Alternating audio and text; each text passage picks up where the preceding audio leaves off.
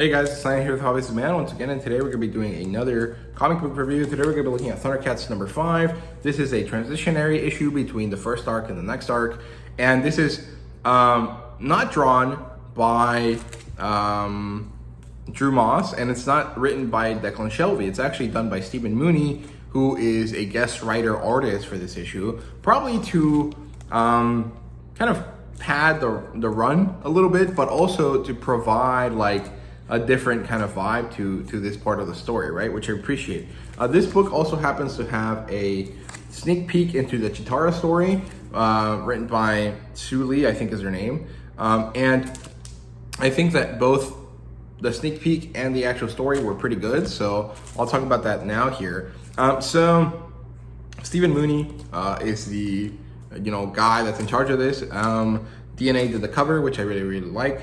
And basically the story starts with Lion-O being woken up by Chitara at dawn, and she is looming over him, kind of threatening, kind of hot, and just being like, today we're gonna train. And she takes him out to the hills, and then she starts to beat the shit out of him in order to get him to fight her, to practice with her, to spar.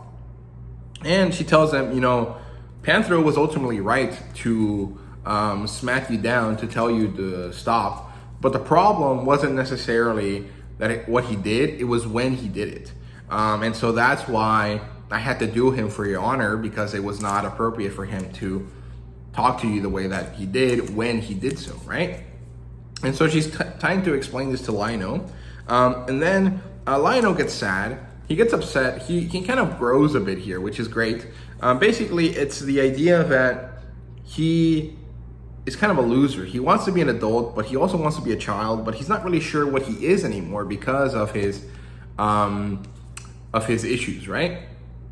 And so ultimately he's left wanting to be a hero the same way that every other child in a fantasy story wants to be a hero, right? And that everyone wants to be a hero growing up, right? So he expresses this. Chitara manages to comfort him and helps him deal with this and kind of helps him grow, right? And a little bit of this is a bit too fast, but also within the confines of a story, it's the right pace to go at it, especially after the 4 issues of the prologue of the story, where we get to see that he's struggling with this and he has a lot of things to go on with.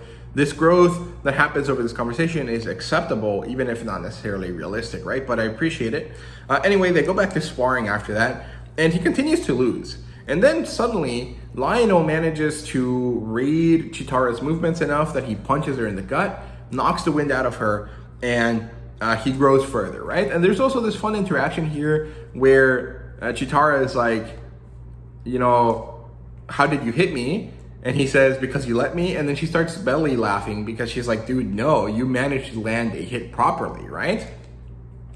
And this helps him grow a bit. And this also humanizes Chitara a bit more, because for most of this issue, she was coming off as this more like mythical warrior master type character, right? Something like Obi-Wan or Yoda. But this last interaction really brings her back down to just being someone that's slightly older than Lion-O, that has a little bit more experience, but that isn't necessarily some mythical figure like Lion-O thinks that all of these people are in his mind, right? So I like that. I think that the storytelling there was great. And the Chitara preview for the Chitara number 1 issue was not that bad. Like, I like the style of the artwork. I think that the storytelling is going to be good. But I think that what was actually shown here was not very compelling. Like, I wasn't really sure what was gonna happen at all, right? I kind of know a bit about it because I've been watching some interviews of Sue Lee, of her talking about what she's gonna do with the series. So I know a bit more than what this gives us, so that's why I appreciated it. But I think that if you were looking just at the preview, there might not be any reason for you to pick up this story beyond the fact that it's a Thundercats story and you might be interested in it, right? Like, there was no narrative thrust, there was no interesting thing to look at, there was no like knowledge of what's coming, there wasn't even a synopsis, so you really don't know what the hell's going on. But what I do know about the series is that this is a prequel story to the mainline continuity of the comic. and also it's written in such a way that it might also work for the original series, right?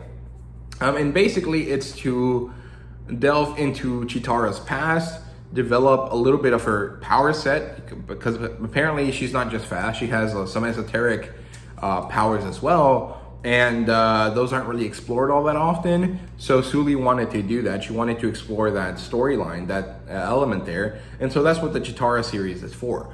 I don't know how long the Chitara series is going to be. Honestly, I wouldn't really put it past it being like 2 or 3 issues, but I also don't think that that's likely, because then that can't really be put into a trade properly, and I'm sure they want to do that. So I'm not really sure how long the series is going to be. I doubt it's going to be very long, but I also don't know how short it would be either, right? And it's also not a one-shot, so maybe it's a 2-shot, maybe there's 2 chapters, I'm not really sure, but I like it, I'm excited about it, I think it'll be fun. I just don't think that the preview did a great job at making you excited for the series, right? So there you go, those are my thoughts on Thundercats number 5. I hope you guys enjoyed. Thank you guys very much for watching, and see you guys later.